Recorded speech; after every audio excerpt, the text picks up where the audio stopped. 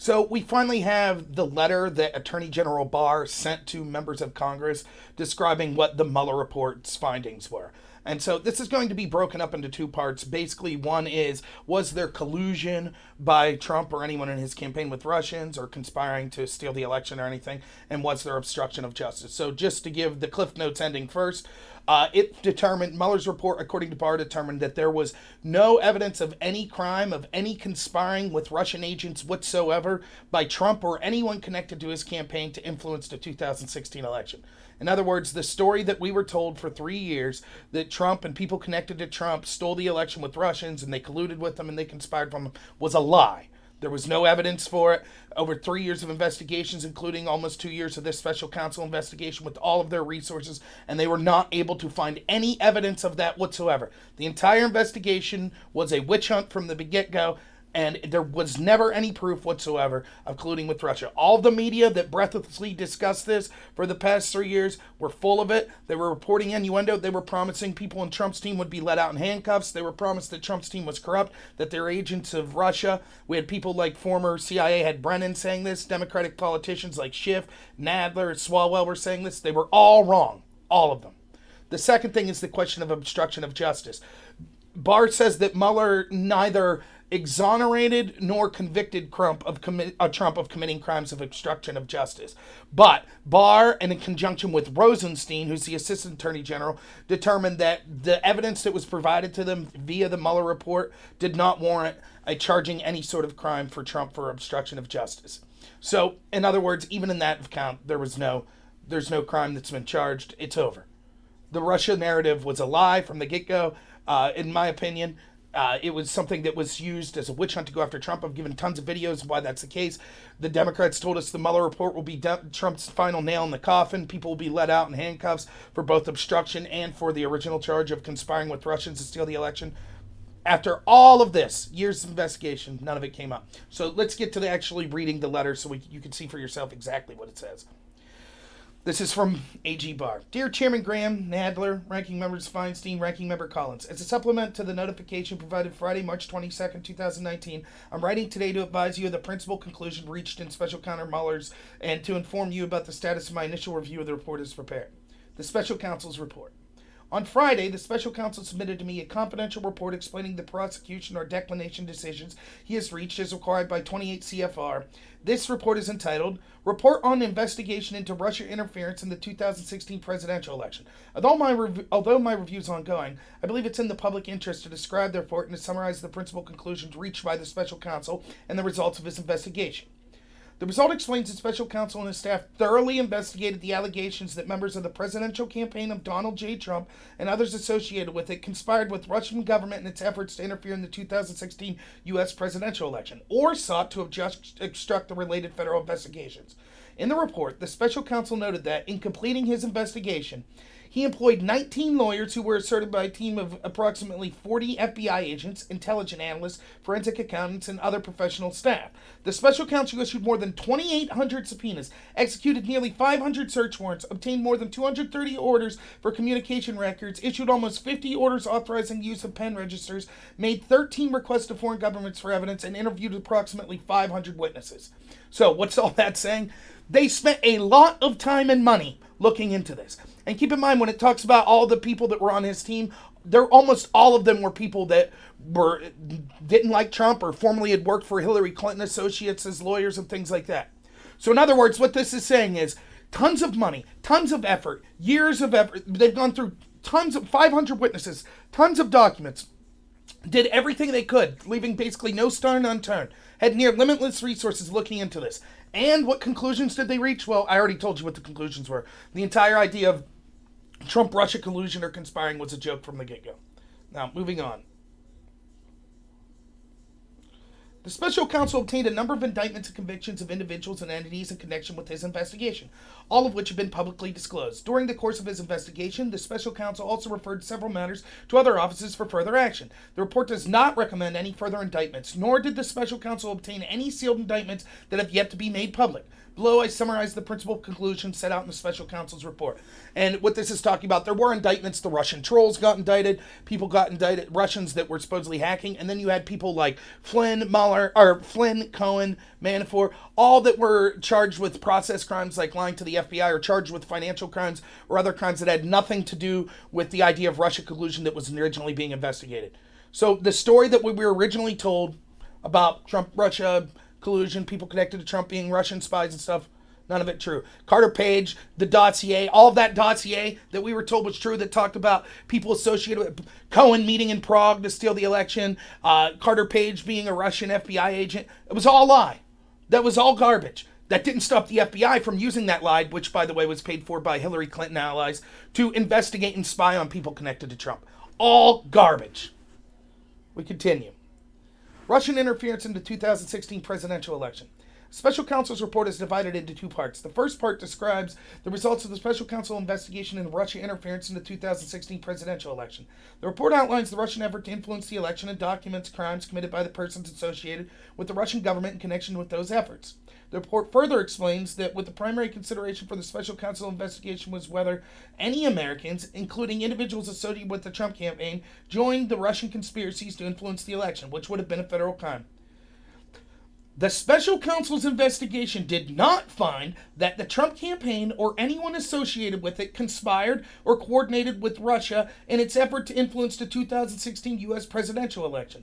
As the report states, quote, the investigation did not establish that members of the Trump campaign conspired or coordinated with the Russian government in its election interference activities. There you have it. So everything you've been told, all the mainstream media, the Washington Post, the New York Times, CNN, MSNBC, Brennan, Swalwell, Pelosi, Schiff, Nadler, that all told us the evidence of collusion's right there. We can all see it in public. Trump's team's going to be let out in handcuffs. All garbage. Moving on. The special counsel's investigation determined there were two main Russian efforts to influence the 2016 election. The first involved attempts by a Russian organization, the Internet Research Agency, to conduct disinformation on social media operations in the U.S. designed to sow social discord, eventually with the aim of interfering with the election.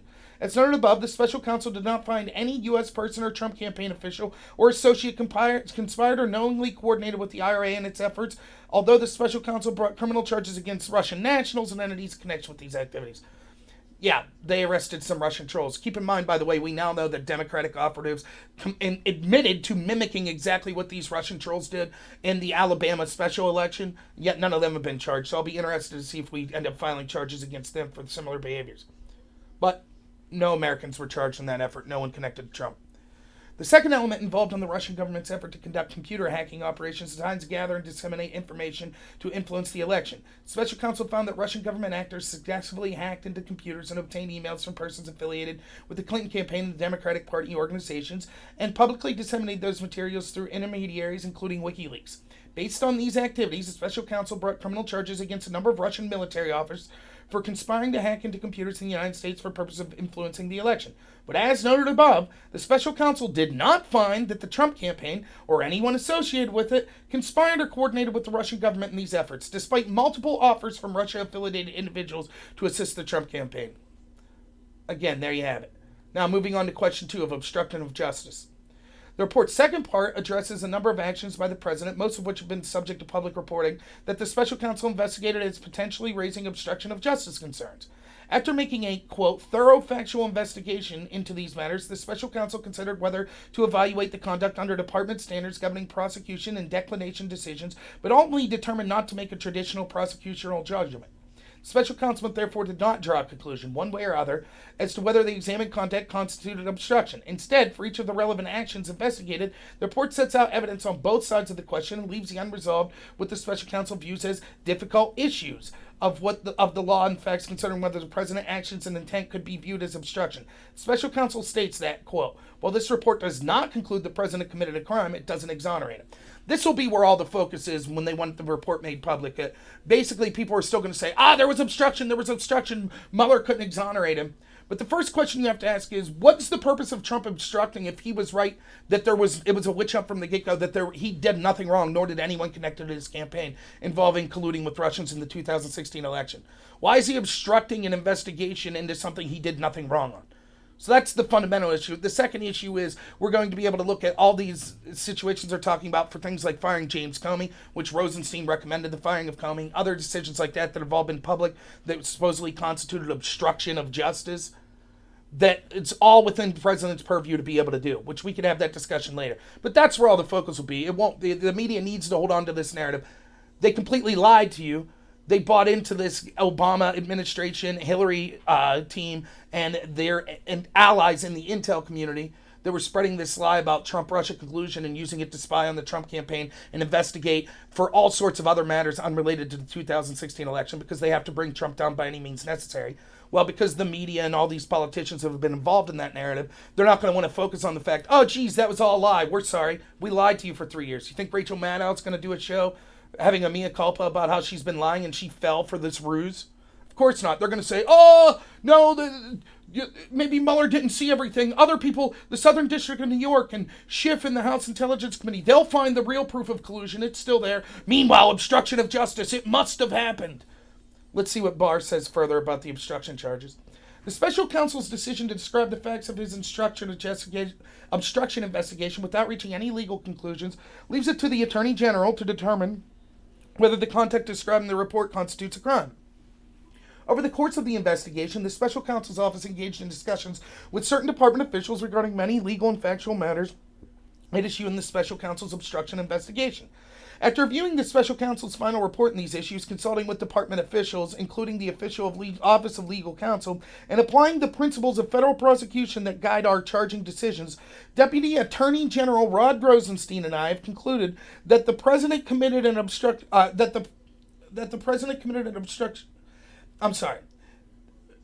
Deputy Barr and Deputy Attorney General Rod Rosenstein and I have concluded that the evidence developed during the special counsel investigation is not sufficient to establish that the president committed obstruction of justice offense. Our determination was made without regard to and is not based on the constitutional considerations that surround the indictment and criminal prosecution of a sitting president. In other words, there's discussion that you can't charge a sitting president with a crime. They made their decision not to charge regardless of that. They said there's not enough evidence to charge Trump with the crime and obstruction of justice. This isn't just Barr, that's going to be the new narrative. Oh, it's all Barr. This is all a cover-up by Barr. He should have been charged, but Barr's covering it. It was also Rosenstein, who we know hates Trump, who credibly has been accused of trying to get people to use the amendment to say that Trump was crazy and to get him out of office, and maybe even suggested wearing a wiretap to do it. We know Rosenstein's no friend of Trump, but apparently he's involved in this conspiracy as well. As was Mueller, I guess, for not recommending charges. Continuing. In making this determination, we noted that the special counsel recognized that the evidence does not establish that the president was involved in an underlying crime related to the Russia election interference, and that, while not determinative, the absence of such evidence bears upon the president's intent with respect to obstruction. In other words, if there was no crime of Russia collusion, and that's supposedly the investigation that Trump was obstructing, why would you obstruct an investigation if you know you're innocent? So that's further proof that Trump wasn't obstructing, he just didn't like Comey and was firing him for the reasons which he stated. Moving on. Generally speaking, to obtain and sustain an obstruction conviction, the government would need to prove beyond a reasonable doubt that a person acting with corrupt intent engaged in obstructive conduct with sufficient nexus to a pending or contemplated proceeding. In cataloging the president's actions, many of which took place in public view, the report identifies that no actions that, in our judgment, constitute obstructive conduct had a nexus to a pending or contemplated proceeding and were done with corrupt intent, each of which, under the department's principles of federal prosecution guiding charging decisions, would need to be proven beyond a reasonable doubt to establish obstruction of justice. In other words, there's just no proof that Trump intended to be corrupt and shut down these investigations, and so that's why they're not bringing charges. Next, status of department's review. The relevant regulations contemplate the special counsel's report will be a confidential report to the Attorney General. And what they're going to do here is he's going to explain the process of how to release the Mueller report to the public and what he can release. As I've previously stated, however, I'm mindful of the public's interest in this matter. For that reason, my goal and intent is to release as much of the special counsel's report as I can consistent with applicable law, regulations, and departmental policies. Based on my discussions with the special counsel in my initial review, it is apparent that where the report contains material that is or could be subject to Federal Rule of Criminal Procedure 6E, which imposes restrictions on the use and disclosure of information relating to, quote, matters occurring before a grand jury. Federal criminal gives the number for the law. Rule 6E generally limits disclosure of certain grand jury info in a criminal investigation and prosecution. The restriction protects the integrity of grand jury proceedings and ensures that the unique and invaluable investigative powers of a grand jury are used strictly for their intended criminal justice function. Now, this is him saying because of existing laws, it'll be hard to release some of this material that was from the grand jury. I still would like to see it released unredacted. I'm for full transparency. I think that this is such a unique situation that we need to see all of the evidence on all sides. So I would still be willing to see as much of Mueller's report as possible. Moving on. Given these restrictions, the schedule of processing the report depends in part how quickly the department can identify the 6E material that by law cannot be made public. I've requested the assistance of special counsel in identifying all 6E information contained in the report as quickly as possible. Separately, I also must identify any information that could impact other ongoing matters, including those that the special counsel has referred to other offices. As soon as that process is complete, I'll be in a position to move forward expeditiously in determining what can be released in light of applicable law, regulations, and departmental policies. Now, what's going to happen is anything that has to be redacted, the Democrats are going to say, oh, this is Barr covering up. This is Barr refusing to allow the Mueller report to be made public. Now, I just did a video that you should check out. Now, this is in direct opposition to what these same Democrats were saying before when it came to releasing things like the FISA warrant and Carter Page, where they said, oh, to release that would be damaging to investigations and things like that. So on one hand, with information that could look bad for Trump that's in the Mueller report, a lot of these establishment Democrats will say, no, it would, Beto O'Rourke even said, it could be the end of the country this year in some kind of conflict if we don't see the Mueller report. Those same people were basically saying when it came to releasing information that could make the FBI look bad from their investigations, oh, no, we can't have that transparency. It'll hurt the country to have it. Finishing up. As I observed in my initial notification, the special counsel's regulations provide that the Attorney General may determine the public release of notification to your respective committees if it, quote, would be in the public interest. I've so determined and will disclose this letter to the public after delivering to you. The end. So there you have it. What we've talked about for 3 years, people like me that were saying, there's no proof. And we were told, no, we need to have this unending special counsel investigation. Russia collusion, people connected to Trump or Russian spies. It's okay to use use opposition research paid for by Hillary to spy on them. It was okay to send spies into their campaign. It was okay to grind 2 years of Trump's presidency to a halt. It's okay to say that he's a criminal and he committed treason and Don Jr. committed treason and Kushner committed treason. Mueller's got the goods. Mueller will have the goods. Mueller will do it. And nothing. Totally exonerated on the collusion narrative, and no recommendation of criminal prosecution when it comes to obstruction. Now, what to look for? The Democrats will come out. They're already saying it doesn't matter. They know Trump's guilty of this. The same people that told us Mueller would get the goods are now saying, Mueller must have been, he doesn't know what he's talking about, or Attorney General Barr somehow hampered him.